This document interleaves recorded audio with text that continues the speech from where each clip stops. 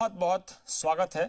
हमारे साथ आज एक खास मेहमान जुड़ेंगे जो माइनॉरिटी का एक बहुत बड़ा चेहरा माना जाते हैं। न केवल हिंदुस्तान में बल्कि पूरी दुनिया में उनके फॉलोअर्स हैं और उनकी बात सुनने वाले बड़ी तादाद में लोग हैं। प्रधानमंत्री नरेंद्र मोदी उनके संगठन के कामों की सराहना मन की बात में करते हैं। वो सांसद भी रह चुके हैं राज्यसभा में और सामाजिक कामों में बढ़ चढ़कर हिस्सा लेते हैं। जी हाँ, हमारे साथ इस वक्त जुड़ रहे हैं महमूद मदनी साहब, महासचिव हैं जमीयत उलमाए हिंद के और पूर्व राज्यसभा सांसद हैं। तो पहले एक छोटा सा उनका एक प्रोफाइल हम देखते हैं और फिर चर्चा शुरू करते हैं।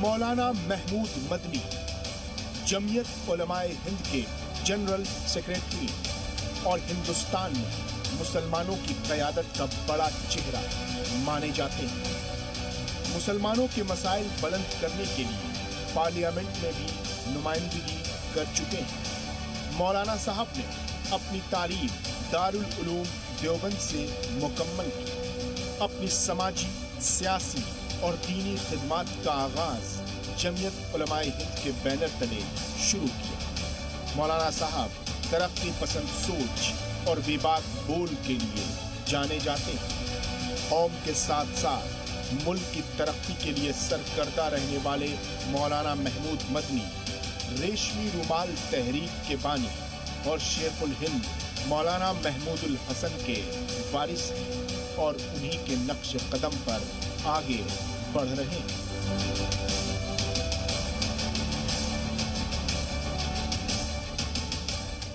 बहुत बहुत स्वागत है महमूद मदनी साहब आपका जी सलाम में। हम आपका इस्तकबाल करते हैं। आप एक ऐसे संगठन के नुमाइंदे हैं, महासचिव हैं, शुक्रिया। पूर्व राज्यसभा सांसद हैं आप। राज्यसभा में हमने आपकी तकरीरें सुनी हैं और अक्सर जब हम पार्लियामेंट कवरेज के दौरान आपसे मिलते थे तो आपको देखकर ये एहसास होता था कि माइनॉरिटी की तरक्की को लेकर आप कितने कंसर्न हैं। मैं आपसे जानना चाहता हूं कि आज के हालात में जब हम कोरोना को कह रहे हैं कि धर्म युद्ध नहीं है, किसी धर्म के साथ इसकी लड़ाई नहीं है, बल्कि ये वर्ल्ड वॉर है, विश्व युद्ध है, जहां पर दुश्मन आपका अदृश्य है, आप देख नहीं सकते। मदनी साहब क्या संदेश देना चाहेंगे उन लोगों को जो इस वक्त ये समझने में नाकाम रहे? देखिए, एक बात बिल्कुल क्लियर है कि जैसा कि आपने कहा भी कि ये ऐसा दुश्मन है जो छुपा हुआ है और कब कहाँ किस पर हमलावर होगा वो पता नहीं चलता। और फ़ौरन ये नहीं है कि नहीं पता चलता, बल्कि ऐसी सूरत है कि आप जनाब हो गया आपके ऊपर हमलावर और 15 दिन गुजर गए, आपको पता भी नहीं चला। समय गुजरने के बाद पता चलेगा और पता चलेगा तब तक हम कितने लोगों को नुकसान पहुंचा चुके होंगे। जो बहुत बहादुर बनते हैं, मैं उन लोगों से कहना चाहता हूं, भाई तुम अपने लिए तो बहादुरी कर रहे हो, लेकिन अपनी फैमिली को, अपने चाहने वालों को, अपने चहीतों को क्यों ख़तरे में डाल रहे हो? तो बिल्कुल दो टूक कहना चाहता हूं मैं ये कि ये मौका है होशियारी दिखाने का। होशियारी है सब्र में। सब्र ये है कि घर बैठ जाओ, बिल्कुल ज़रूरी हो तो जितनी ज़रूरत है उतनी देर के लिए निकलो और वरना अपने घर में बंद रहो। यही तुम्हारे लिए सबसे बड़ा नेकी का काम है आज की तारीख में। अगर नेकी करने का शौक है तो इससे बड़ी नेकी कुछ नहीं हो सकती कि आप घर में बैठे। अपने पड़ोसियों का ध्यान जरूर रखें, लेकिन घर में बैठ के। बिल्कुल। जो सरकार ने, जो सारे मेडिकल साइंटिस्ट दुनिया भर के इस बात पर मुत्तफिक है कि लापरवाही जो है वो मुसीबत ले आएगी, अपने ऊपर नहीं सिर्फ बल्कि अपने पूरे इलाके पर। ये मानवता के साथ घोर अपराध होगा अगर हमने इसको हल्के में लिया। मैं आपसे ये पूछना चाहता हूं कि 3 मई तक लॉकडाउन बढ़ा दिया गया है। 25 अप्रैल से रमज़ान का पवित्र महीना शुरू हो जाएगा और जो जिस तरह से आप देखते हैं कि रोज़ा इफ्तार होते हैं और कोरोना का कहर है, अब ऐसे में आप अपने समर्थकों को, अपने दर्शकों को, अपने देखने वालों को क्या कहेंगे कि क्योंकि प्रधानमंत्री ने कहा है कि जान है तो जहान है। इस बात पर सबका इत्तेफाक है कि इस वक्त कलेक्टिव कोई भी अगर जमा होकर के इकट्ठे होकर कोई भी काम किया जाएगा वो घातक हो सकता है। तो इसलिए सब लोगों को अपने अपने घर में अपने जो इबादतों का जो तरीक़े हैं उनको इख्तियार करें और जो करना है घर के में करें और घर में भी डिस्टेंस बना के रखें, एहतियात रखें। नमाज़ों में अभी तो जुमे की नमाज़ें भी बंद हैं, मस्जिद में बंद है, लोग ज़ोहर की नमाज़ पढ़ते हैं घर में, फिर वो जुमा नहीं होता बल्कि ज़ोहर की नमाज होती है अपने घर में। तो आप जो हैं उसमें ऐसी तरह से रोज़ा रखेंगे, इफ्तार भी घर में करेंगे, सहरी भी घर में खाएंगे, लेकिन बाहर नहीं निकलेंगे। तो ये एक एहतियात और इसके बचाव, एहतियात के अलावा कोई बचाव नहीं है इस बीमारी का, इस वायरस का। तो लोगों को इसको समझकर, जैसे लोगों ने जुमा छोड़ा है ऐसे ही लोगों से मैं ये अपील करना चाहता हूँ कि आप रमज़ान में जो बाहर निकलने का होता था, तरावी आप घर में पढ़ सकते हैं, 2 आदमी 3 आदमी इकट्ठे होकर के आप तरावी पढ़ लीजिए। इसी तरह नमाजें भी अपनी अपनी घर में पढ़िए, लेकिन बाहर मत निकलिए प्लीज़, ये मेरी रिक्वेस्ट है। और वरना तो फिर आप गुनह जो है जुर्म करेंगे अगर आप बाहर निकलते हैं या आपस में इस तरह से लोगों को जमा करते हैं, तो ये बड़ा जुर्म है, अपराध है। मदनी साहब, तो इससे हमने बचना होगा, बहुत सी हर हाल में तस्वीरें बचना देखी हैं, होगा। हिंदुस्तान के कोने कोने से तस्वीरें देखी हैं। इसने धर्म नहीं देखा है, दुनिया की तस्वीरें देखी है, इसने धर्म नहीं देखा। ब्रिटेन के प्राइम मिनिस्टर हों, ब्रिटेन के प्रिंस चार्ल्स हों, बिल्कुल, या कनाडा के प्राइम मिनिस्टर की पत्नी हो, जी, या ऐसे बहुत से लोग हैं जो इससे संक्रमित हो गए, डॉक्टर्स को अपनी जान गंवानी पड़ी। लेकिन हिंदुस्तान में जो एक मसला आया वो आया तबलीगी जमात के मरकज में, निजामुद्दीन मरकज में इतने सारे लोगों की जो मौजूदगी थी और उसकी वजह से जो कई जगह ये कोरोना पॉजिटिव पाए गए। अब लोगों ने कहा साहब मौलाना साद जो है वो हिंदुस्तान के ना तो कानून को मानने के लिए तैयार हैं, ना हिंदुस्तान की सरकार की जो व्यवस्था थी कि भाई ये संकट है इसमें बता दीजिए, खुलासा कर दीजिए, वो भी तैयार नहीं है। उनको नोटिस दिया गया कि आप बताइए, वो कह रहे हैं हम सेल्फ आइसोलेशन में हैं। उनके जो समर्थक हैं वो कह रहे हैं कि ये हिंदू मुस्लिम बना दिया है। आप क्या कहेंगे, क्योंकि ये हिंदू और मुसलमान का सवाल नहीं है, सवाल इस बीमारी से निपटने का है। नहीं कुछ, हाँ ठीक है, ये तो अब लॉ इन्फोर्सिंग एजेंसीज और ये सब देखेंगे। मेरा कहना यह है कि जिस तरह से माहौल मीडिया पे बनाया गया, वो माहौल इस ज़माने में जब हम एक महामारी से लड़ रहे हैं और हमारे सामने युद्ध की सी हालत है, वो माहौल बनाया जाना थोड़ा मुनासिब नहीं था, इससे बचना था। और उसी का रिज़ल्ट ये हो रहा है कि मोहल्लों में, देहातों में, रास्तों में, जगह जगह इसको लेकर के काफ़ी भ्रम फैला है और लोग अलग अलग अंदाज से, अलग अलग तरह से रिएक्ट कर रहे हैं, अटैक भी हो रहे हैं, फलां हो रहा है। तो ये ऑलरेडी मुस्लिम सोसाइटी जो है वो अपने आप को वल्नरेबल फील करती है, अपने आप को आइसोलेटेड फील करती है। क्यों इस वाक़े ने उसको और ज्यादा आइसोलेट कर दिया है। मदनी साहब, ऐसा क्यों लगता है आपको? आप तो सांसद रहे हैं, आप इतने बड़े ऑर्गेनाइजेशन के, दुनिया के इतने पुराने ऑर्गेनाइजेशन के आप जनरल सेक्रेटरी हैं, आपने तो दुनिया घूमी हुई है, तो आपको देख कर तो मुझे नहीं लगता कि आइसोलेशन की कोई फीलिंग है। ठीक है, लेकिन हाँ है, फीलिंग है, क्योंकि वो जिस तरह, हालांकि मैं ये बात भी मैं कहना चाहता हूं कि कुछ इंसिडेंट्स को किसी भी सोसाइटी का रिफ्लेक्शन नहीं माना जा सकता। मसलन अगर किसी जगह कोई इंसिडेंट हो गया, जैसे मरकज का ये इंसिडेंट आपने बताया जी, तो वो पूरी मुस्लिम सोसाइटी का रिफ्लेक्शन उसको नहीं माना जाना चाहिए। नहीं तो किसी ने नहीं कहा कि मुस्लिम समाज इंसिडेंट्स की वजह से अगर कहीं कहीं कुछ रिएक्शन हुआ है, नहीं मेरी बात पूरी हो जाए जरा से, 1 मिनट दिलीप जी, कि अगर इस जो ये वाक़यात को जिस तरह मीडिया में प्रेजेंट किया गया और उसकी वजह से अगर कहीं कुछ रिएक्शन नॉन मुस्लिम्स की तरफ से कहीं नजर आ रहा है या दिखाया जा रहा है, तो उसको भी उस सोसाइटी का रिफ्लेक्शन नहीं माना जाना चाहिए। तो दोनों चीजों को, दोनों तरह के इंसिडेंट्स को किसी सोसाइटी का रिफ्लेक्शन नहीं माना जाना चाहिए और मीडिया को जिम्मेदारी से अपना काम करना चाहिए। नहीं, लेकिन मदनी साहब, आपको नहीं लगता कि इस पूरे हालात में मौलाना साद सामने आते और कहते कि ये एक चूक हो गई है, ये व्यवस्था हमसे समझने में गलती हुई है, या हमारी ये व्यवस्था जो है ऐसी थी और हम समझ नहीं पाए कि कोरोना ऐसा लोगों में फैल जाएगा। उनको सामने आके बताना चाहिए था, अपने समर्थकों से अपील करनी चाहिए थी कि भाई आप तो बता दो। नहीं, ये ठीक है कि जो भी इंसिडेंट हुआ था और जो लोग इससे रिलेटेड थे उन्हें अपना मीडिया के सामने अपनी बात रखनी चाहिए थी, जरूरी है, ठीक है।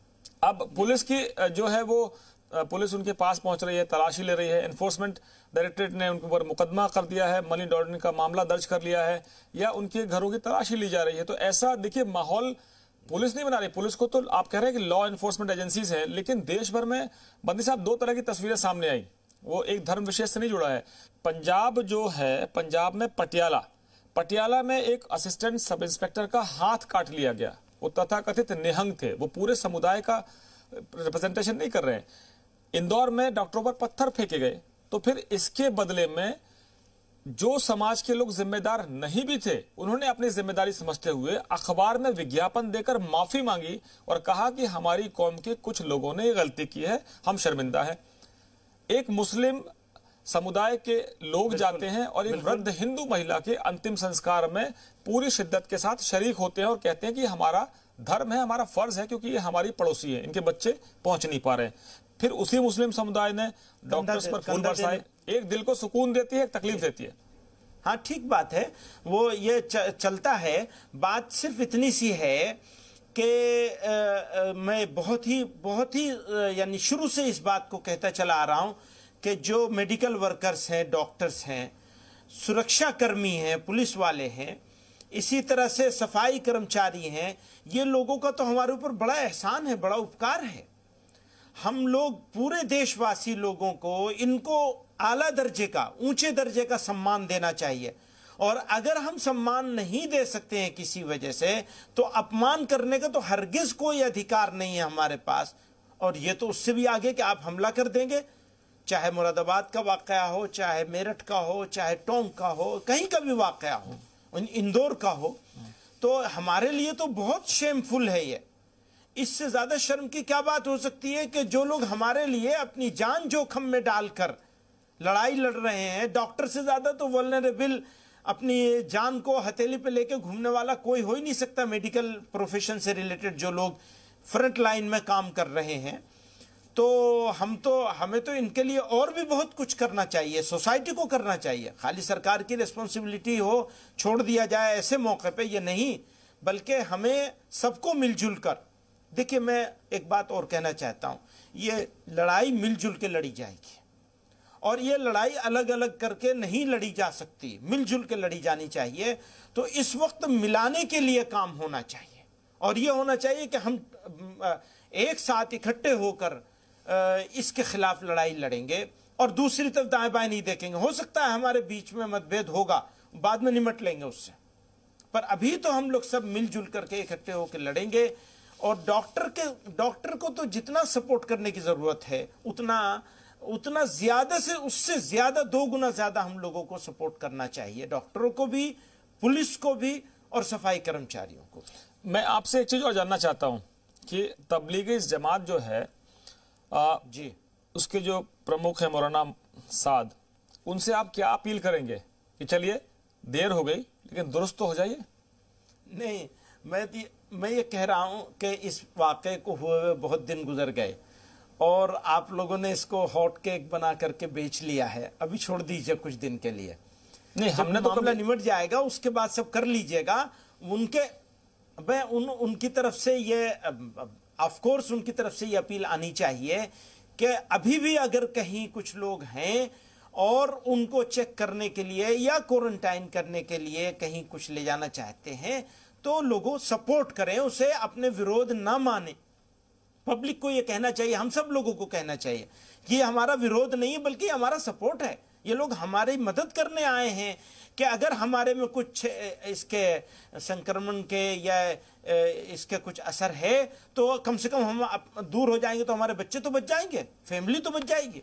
तो ये एक कोशिश जो है, इस कोशिश को कामयाब करना है जब तक चेन कटेगी नहीं। अगर नहीं कटी है चेन, खुदा न खास्ता, तो इसका हमें बहुत बुरे दिन देखने पड़ सकते हैं। उस बुरे दिन से मदनी साहब अपना करके तो कलेजा मुंह को आता है। मद्दी साहब, मैं सोच भी नहीं सकते हम। जमीयत उलेमा हिंद की, आपके संगठन से जुड़े हुए तमाम वो लोग जो काम करते हैं, और मुझे क्या सर्टिफिकेट देने का अधिकार है, देश के प्रधानमंत्री ने जो आप लोगों के संगठन ने गुजरात में काम किए हैं उसकी तारीफ मन की बात में की थी उन्होंने। हम आपको सर्टिफिकेट देने का अधिकार ही रखते हैं, लेकिन मैं आपसे एक पूरी विनम्रता के साथ कह रहा हूं कि जैसे आपने कहा कि हमने हॉट केक बनाकर बेच लिया, आप कैमरे के उस पार है, मैं कैमरे के सामने हूं। पूरी विनम्रता से कह रहा हूं, पूरी विनम्रता से कह रहा हूं कि मैंने आपको आमंत्रित इसलिए किया है कि आपकी बात लाखों करोड़ लोग सुनते हैं, चाहे वो माइनॉरिटी के हों, चाहे दुनिया के किसी भी और भी धर्म के दूसरे लोग भी हों, क्योंकि आपका एक अलग पहचान है। मैं आपसे कह रहा हूं कि अगर आप हमारी जगह होते तो क्या करते हैं? जी, मैं आपको तकलीफ पहुंची है, मैं अपने अल्फाज वापस लेता हूं, मैं उसके लिए माफी भी चाहता हूं, कोई बात नहीं है। आपको मैं तकलीफ पहचाना मकसद नहीं था बिल्कुल भी, और आप अपने दिल में मत लीजिए। आपके साथ मेरा एक दोस्ती का भी तो है ना तिवारी जी, तो इसलिए आप उसको बुरा मत मानिए। और मैं सिर्फ इतनी बात कहना चाहता हूं, ये वक्त हम लोगों को साथ मिलकर लड़ने का है। हम लोग साथ मिलकर के लड़ लें। वो एक इंसिडेंट हो गया। देखिए, एक बात और बताऊंगा, मैं किसी के सपोर्ट में नहीं, बल्कि एक बात है, हमने लॉकडाउन हमारे देश ने क्यों किया, और एकदम लॉकडाउन करने का फैसला बहुत ही सही टाइम पर किया गया। वो क्यों किया गया? चेन तोड़ने के लिए, आइडेंटिफाई करने के लिए, लोगों को बचाने के लिए आपने लॉकडाउन किया। एक शानदार कदम था। उसके लिए सरकार को, प्राइम मिनिस्टर को, कैबिनेट को, सबको जितनी बधाई दी जाए, शुक्रिया अदा किया जाए, बधाई से ज्यादा शुक्रिया दिल से अदा किया जाए, वो कम है। उसके बाद तबलीगी जमात के सेंटर से और सेंटर से जुड़े हुए 25,000 से के करीब, पता नहीं फिगर आप ही लोगों से पता चली है, हो सकता है ऊपर नीचे हो कुछ, लोगों को क्वारंटाइन किया गया। ये सारी जो एक्सरसाइज हुई है, ये एक्सरसाइज होने का भी हमको, हमारी कम्युनिटी को और देश को, तीनों को फायदा हुआ। अगर किसी वजह से लॉकडाउन ना होता तो इसका पता भी नहीं चलता जी। तो हम कामयाब हो गए, यानी मेरा देश की सरकार कामयाब हो गए, हम नाकाम नहीं हुए हैं। वरना पता भी नहीं, पता चल गया, उनको क्वारंटाइन कर लिया गया, जो पेशेंट्स थे आइडेंटिफाई कर लिए गए, और जो कहीं अगर, अब आगे की बात मैं कह रहा हूं कि जो अगर कहीं रह गए हैं इत्तेफाक से, उन्हें खुद आगे आना चाहिए, जिन्होंने विजिट करी है, या जिनके पास मैं तो ये कहता हूं 25 फरवरी के बाद से या और भी पहले की डेट कर ली जाए, जो लोगों ने यहां विजिट करी है या यहां से विजिट किए हुए लोगों से जो लोग मिले हैं, उन्हें खुद से आगे आना चाहिए। आगे आके कहना चाहिए, भाई हमारा टेस्ट कर लो, चेक कर लो, हमारे सिम्टम्स देख लो, जरूरत हो हमें क्वारंटाइन कर लो। और मैंने सरकार से बार बार ये ऑफर की है, चीफ मिनिस्टर उत्तर प्रदेश साहब से भी कहा है, गृह मंत्री साहब को भी ये बात पहुंचाई है कि और भी सरकार के जो इदारे हो सकते हैं, बड़े लोग हो सकते हैं, कई लोगों तक ये बात पहुंचाई है मैंने कि जहां क्वारंटाइन सेंटर बनाए जा रहे हैं, वहां पर एनजीओस को खाने पीने और दूसरी सुविधाओं के अरेंजमेंट के लिए अगर इन्वॉल्व कर दिया जाए तो एक तो सरकार का बोझ कम हो जाएगा, और समाज सेवी संस्थाएं अगर आगे आ जाएंगी तो लोगों की शिकायत भी थोड़ी सी कम हो जाएगी। तो ये एक, इसको टोटलिटी में अगर आप देखेंगे तो हमें मिलजुल के काम करने की, जिसको मैं बार बार कहता हूं, खाली सरकार के भरोसे छोड़ दिया, क्वारंटाइन सेंटर में खाना, चाय, ये वो, सफाई, जो कुछ भी इंतजाम है वो सब सरकार करे। सरकार की तो जिम्मेदारी है, उसे करना भी चाहिए, लेकिन हम लोगों को साथ ले ले। तो ये मैं ऑफर कई मर्तबा कर चुका हूं। तो अभी तक कोई रिस्पांस नहीं आया आपके पास? जल्द ही इसके ऊपर कोई फैसला भी होगा अभी तक, लेकिन वो इसको इन प्रिंसिपल एग्री हो गए हैं कि हाँ ये ठीक मशवरा है। अब उसमें क्या होगा कि जो मेडिकल गाइडलाइन है उनको तो तोड़ नहीं सकती ना सरकार, वरना तो और दूसरे सवाल खड़े हो जाएंगे। तो वो देख रहे हैं कि गाइडलाइन को भी टूटने न दिया जाए और कैसे जोड़ लिया जाए समाज सेवी संस्थाओं को। तो मैं समझता हूं कि हफ्ते 10 दिन में कुछ इसके ऊपर फैसला हो जाएगा। ये फैसला अगर जितना जल्दी हो जाए और हम लोग कुछ काम करने लगे तो और आसान हो जाएगा। एक और मेरा सुझाव है जी, वो ये है कि जहां इंफॉर्मेशन मिलती है और पुलिस मेडिकल ऑफिसर्स को, डॉक्टर्स को लेकर पहुंचते हैं, तो वहाँ के जो लोकल रिलीजियस लीडर्स हैं और सोशल लीडर्स हैं, पॉलिटिकल नहीं, रिलीजियस और सोशल लीडर्स हैं या वर्कर्स हैं, उनको कॉन्फिडेंस में लिया जाए और उनको साथ लेकर या उनको भेजकर उनकी मदद से ये काम किया जाए, तो अफवाह फैलाने वालों को मौका नहीं मिलेगा। बहुत तरह तरह की अफवाहें चलाई जा रही हैं, वो इंजेक्शन लगा के तुम्हें कोरोना दे देंगे, तुम्हें ये कर देंगे, तुम्हें वो कर देंगे। लोग डर जाते हैं और डर के रिएक्ट कर देते हैं, जिहालत में या नादानी में या अफवाहों में आकर। तो शायद इसको भी अगर कर लिया जाए कि डिस्ट्रिक्ट, बहुत जगह डिस्ट्रिक्ट एडमिनिस्ट्रेशन ने ऑलरेडी किया है ये और कामयाब हुआ है। अब देखिए, ये 3-4 इंसिडेंट हुए हैं पुलिस पर हमले करने के, लेकिन 700 से ज्यादा जगहों पर पुलिस ने लोगों को क्वारंटाइन करके ले गए हैं, कभी दिन में और कभी रात में। वो अच्छे से लोग चले गए। हो सकता है जबानी किसी ने कहा भी होगा, भाई ऐसा भी मेरे पास है कि रात में पहुंचे पुलिस वाले, लोगों ने कहा ये औरतें बच्चे बताइए कैसे जाएंगे रात में। पुलिस वालों ने कहा अच्छी बात है, आप सो जाइए, हम सुबह आएंगे। तो ये एक आपस में एक तालमेल बना करके अगर काम किया जाएगा तो मैं समझता हूं ऐसे इंसिडेंट्स को हम आराम से रोक सकते हैं। फिर भी जो इंसिडेंट हो रहा है ये पूरी मुस्लिम कम्युनिटी के लिए बहुत ही शेम की बात है। मदनी साहब, एक और आपके जरिए एक संदेश जाए, क्योंकि जी आपकी आवाज काफी लोग सुनते हैं, कि एक ऐसे भी तर्क दिए जाने लगे हैं कि ये केवल हमको बरगलाने की कोशिश है या हम पर इस तरह के मतलब दबाव बढ़ाने की कोशिश है, लॉकडाउन के बहाने हमको दबाया जा रहा है।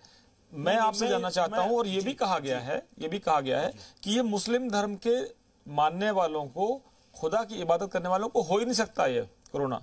तो आप इस पर लोगों को क्या संदेश देना चाहेंगे कि भाई ये तो पूछ के नहीं आ रहा है, बता के नहीं आ रहा है?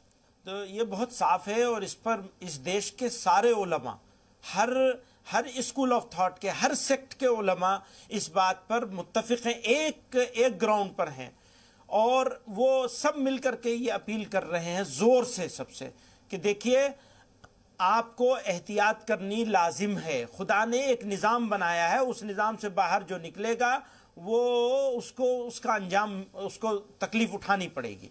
तो उस निज़ाम के, उस सिस्टम के अंदर रहना है। सिस्टम यह है कि इस वक्त इस बीमारी से बचना जरूरी है और बचने के लिए एक दूसरे से दूर रहना जरूरी है। तो ये जरूरी चीज है, इसको करना पड़ेगा। हमारी मस्जिद की जमातें सस्पेंड हैं ऑलरेडी, लाखों मस्जिदें हैं जहां न जुमा हो रहा है न जमात की नमाज हो रही है। तो ये इसको बाकी रखा जाए, रमजान में भी बाकी रखा जाए, और इबादतें आप अपने घरों में करिए। अल्लाह ताला तो हर जगह मौजूद है, वो देखने सुनने वाला है। ये भी कहता हूं, आप कोई भी नेकी का काम करने के लिए अगर इस बैरियर को तोड़ेंगे तो आप नेकी नहीं करेंगे, गुनाह करेंगे, जुर्म करेंगे, और ऐसा जुर्म जो काबिल माफी नहीं है। आप दूसरे को तकलीफ में मुब्तला कर रहे हैं, महमूद मदनी साहब मुसीबत में डाल रहे हैं, जान खतरे में डाल रहे हैं लोगों की। आपके संगठन की तो प्रधानमंत्री तारीफ करते हैं, और तबलीगी जमात जो संगठन है जिसका अपना एक काम करने का तरीका है, और अगर आप इसको व्यक्तिगत न लें और आप ये ना सोचें कि हम कोई इसको धर्म के खांचे में बांट रहे हैं, या उनको हम कोई अपनी तरफ से हमने सजा सुना दी है, या हम कानून हैं, या हम जज हैं, या हम अदालत हैं। आपकी तरफ से, आपके संगठन की तरफ से कभी कोई बातचीत उनसे हो पाई है? क्योंकि सुप्रीम कोर्ट में भी पिटीशन फाइल की गई थी, कहा गया था कि मीडिया उनकी इमेज को या इस संगठन को ऐसे पेश कर रहा है, उनकी बदनामी कर रहा है। लेकिन सुप्रीम कोर्ट ने अपने जो ऑब्जर्वेशन थे वो आपके सामने है, आपके पास होंगे, सब लोग जानते हैं। आप क्या इस पर टिप्पणी करना चाहेंगे कि ये मसला ना तो किसी धर्म विशेष से लड़ाई का है, न किसी ने आपको कभी तो कोई, आज तक तो हम लोगों ने मीडिया में कभी तबलीगी जमात और मरकज के बारे में, मौलाना साहब के बारे में हमने कभी कोई जिक्र नहीं किया था, ना उनको कोई हम इस तरीके से पेश कर रहे थे कि उन्होंने कोरोना लाके पूरे हिंदुस्तान में फैलाया है। लेकिन कुछ चीजें हैं जो प्रोटोकॉल को, एसओपीज को आपको फॉलो करना पड़ेगा। तो आपके संगठन से उनके नजदीकी संबंध है। मैं ये नहीं कहूंगा कि आप लोग जिम्मेदार हैं इसके लिए, गलती जिसकी है वो जिम्मेदारी लेगा। लेकिन अब आप क्या कहेंगे कि आपको लगता है कि वाकई अदालत से ही संरक्षण मिलना चाहिए, या देश का कानून जो कह रहा है, समाज कह रहा है, सरकार कह रही है, उसको सुन ले मौलाना साहब? हाँ, सुनना चाहिए बिल्कुल। समाज और देश, देखिए कोई भी किसी भी सोसाइटी में रहने वाले लोग अगर अपने आप को समाज से और देश के कानून से ऊपर समझेंगे तो ये कैसे चलेगा? ये तो हो ही नहीं सकता। ये इस्लामी तालीमात के भी खिलाफ है और खुद उनकी ऑर्गेनाइजेशन का जो एक बुनियादी उसूल है कि कानून के मुताबिक चलना है, काम को कानून के दायरे में रहकर, कानून ने जो लिमिट तय करी उस लिमिट के अंदर रह करके करना है, ये उनके ऑर्गेनाइजेशन का यानी सिद्धांतों में से मूल सिद्धांत है, बेसिक प्रिंसिपल्स में से है कि आपको कानून नहीं तोड़ना है और कानून के अंदर रहना है। तो वो कैसे वो ऊपर हो सकते हैं? कोई ऊपर नहीं हो सकता और कानून को अपना काम करना चाहिए, करेगा कानून अपना। तो आप पहल करेंगे, खुद से मानना चाहिए, आप पहल करेंगे और सोसाइटी के लिए रहमत होना चाहिए, जहमत नहीं होना चाहिए किसी को। मदनी साहब, आप पहल करेंगे, उनको समझाएंगे, उनसे कोशिश करेंगे कि भाई आप समझ लो, अभी बहुत ज्यादा देर नहीं हुई है, आपको समझना पड़ेगा, क्योंकि इससे कौम की बदनामी होती है। मैं तो बहुत छोटा सा आदमी हूँ। अरे आप बहुत बड़े आदमी हैं। बहरहाल सभी लोग समझा रहे हैं, लोग कह रहे हैं और वो समझना चाहिए। जी नहीं, मैं बड़ा आदमी नहीं हूँ। ये तो आपका बड़प्पन है तिवारी जी। ये तो आपका बड़प्पन है। मैंने अपने आप मेरे जुमले से आपको कष्ट हुआ है, तकलीफ पहुंची है, मुझे नहीं, बहुत एहसास है। इसको मैं व्यक्तिगत नहीं मान रहा हूँ। देखिए, आपका पूरा अधिकार है मदनी साहब, आप मेरे बहुत पुराने मित्र हैं और आपका पूरा अधिकार है, मैं आपका सम्मान करता हूँ, क्योंकि आपको देश की एक बड़ी आबादी का, एक बड़े धर्म का, आपको अपना उनका पक्ष रखने का अधिकार है, आपको अपना पक्ष रखने का अधिकार है। इस तरह के शब्द आते जाते रहते हैं और मैं उसको पूरी विनम्रता के साथ स्वीकार करता हूं, क्योंकि ऐसे में हम एक दूसरे को जानते हैं, हम एक दूसरे की तारीफ कर सकते हैं तो बुराई भी कर सकते हैं, कोई बात नहीं। निंदक निरे राखिए, आंगन कुटी छवाए, बिन पानी बिन साबुना, निर्बल करे सुहाए। हम तो आपके साथ हैं। बुराई नहीं करना चाहता मैं। जी शुक्रिया जी तिवारी जी, बहुत शुक्रिया, बहुत जब भी आप हमको बुलाएंगे, आप देखिए आपने उसको मदनी साहब, जब भी हम आपको बुलाएंगे हम दौड़े चले आएंगे और हम हिंदुस्तान को बताएंगे कि यहाँ जमीयत उलमा हिंद है जो इस तरह के काम करता है। गुजरात में कितने सारे आपने सोसाइटी के हित में काम किए हैं और देश के वजीर आला जो हैं, वजीर आजम जो हैं, वो अगर ये कहें मन की बात में, अपने मन की बात में आपकी तारीफ कर रहे हैं, तो ये तो हिंदुस्तान के लिए अच्छी बात है और आपके लिए भी अच्छी बात है। खुदा करे जल्दी से हम लोग मिलजुल करके इस लड़ाई को लड़के जीत लें एक मर्तबा, तो फिर बैठेंगे जरूर। मदनी साहब, एक और तस्वीर में आपसे बस आखिरी दो चंद सवाल हैं कि आजकल हमारे हीरो बदल गए हैं। अक्सर मतलब आप तो चूंकि बड़े धर्मगुरु हैं, आपके फॉलोअर्स बहुत हैं। पहले हम कहते थे हीरो ये हैं, क्रिकेटर्स को हीरो मानते थे या पॉलिटिशियंस को हीरो मानते थे या कोई ऐसा शख्स जो समाज में रॉबिन हुड की छवि हो जाती थी उसकी। लेकिन आज हीरो बदला है, आज सफाई वाला हीरो है, आज आपका वो शख्स हीरो जो सब्जी पहुंचाता है, वो शख्स हीरो है जो रियल सफाई करता है, डॉक्टर्स है, जो सड़क पर बैठे हुए पुलिस वाले हैं या उनके स्टाफ के लोग हैं। तो आपको लगता नहीं कि अब हीरो बदलने का वक्त आ गया है? देश बदलो, सोच बदलो और अपना हीरो भी बदल लो। बिल्कुल, वो हमारे रियल हीरोज हैं, अपनी जान को खतरे में डालकर फ्रंट लाइन पे लड़ाई लड़ रहे हैं हमारे लिए, मानवता के लिए, देश के लिए। तो हम कितना भी उनका शुक्रिया अदा करें कम है, वो रियल हीरोज हैं। बिल्कुल, ये मानना पड़ेगा और हमें उनके साथ खड़ा होना चाहिए, यानी हम उनके साथ हैं, उनको दिखना चाहिए, उनको एहसास होना चाहिए कि देश उनका आभारी है, उनका शुक्रगुजार है, सब लोग।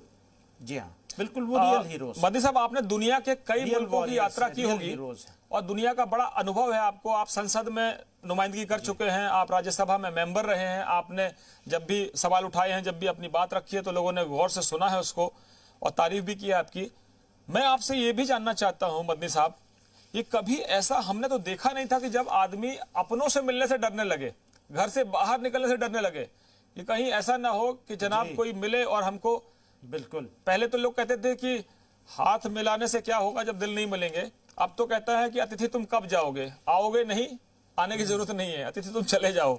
ऐसा हालात हो गए हैं। ऊपर वाले से, मालिक से हमें सबको मिलके दुआ करनी चाहिए, प्रार्थना करनी चाहिए कि जल्दी से ये हालात गुजर जाएं और हम लोग जो हैं वो इस मुसीबत से दुनिया और इंसानियत निकल जाए। तो यही दुआ कर सकते हैं, लेकिन दुआ के साथ दवा करनी पड़ेगी और दवा ये है कि आप एक दूसरे से दूर रहेंगे। यानी मैं तो एक बात और कहता हूँ, लॉकडाउन सरकार ख़त्म भी कर दे तो भी हमें एहतियात नहीं छोड़नी है, पूरी एहतियात अपने अज़्म से, अपने इरादे से हमको पूरी एहतियात करनी है। अच्छा मदनी कि साहब, सिर्फ सरकारी ऑर्डर से, मजबूरी में, पुलिस के से डर के। जी, आपके संगठन जी, को, फरमाइए। आपको तो बड़े बड़े जलसे करने के लिए जाना जाता है, लाखों की तादाद में आपके फॉलोअर्स हैं, और जब भी आप लोग कहीं जलसा करते हैं तो बड़ी संख्या में लोग आते थे।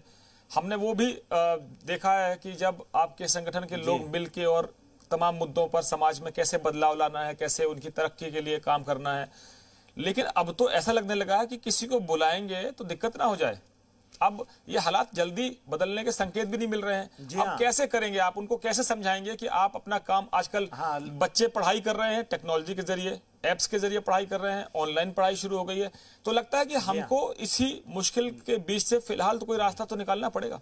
हाँ, बस वो यही है कि काम को ऑनलाइन हो, और आपका मीडियम है ना हमारे पास, आप बैठे हैं तो बहुत सारे मैसेज तो आपके थ्रू ही जाएंगे। हम तो इसलिए बैठे हैं आपके साथ। मैसेज तो आप ही के, यानी सबसे बड़ी ताकत तो आप हैं जी। तो आपका प्लेटफॉर्म जो है उसको हम इस्तेमाल करेंगे जरूर।